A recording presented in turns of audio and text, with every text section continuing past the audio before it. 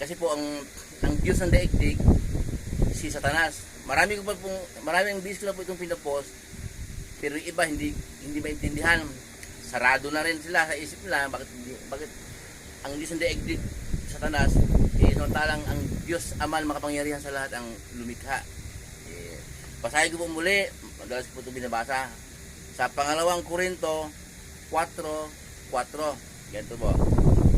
Umpisahan ko sa 3. Kung may talukbong pa ang magandang balitang ipinahayag namin, ito'y may talukbong lamang sa mga napapahamak.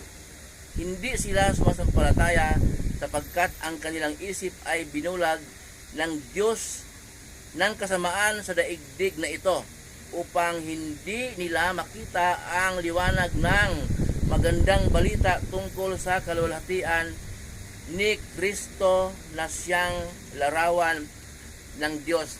Ito po, ang Diyos pala ng daigdig ngayon si Satanas, kasi po mas gusto nating sundin ang kanyang mga utos, mas gusto nating gawin ang ayaw ng Diyos. Kaya ang Diyos ng daigdig na ito ngayon si Satanas. Yun po, mayroon po kayong Bible sa bahay, basahin po ninyo, kasi po madalas pong may mag-comment sa mga post ko na hindi magandang comment yung, pero hindi po ito hindi ako nagtuturo.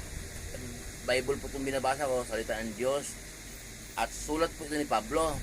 Sabi nga ni Pablo, ang kanilang sinusulat ay utos ng Diyos. Kaya ang laman po ng Bible ay mga salita ng Diyos. Muli po yung lingkod, si Chef Roy.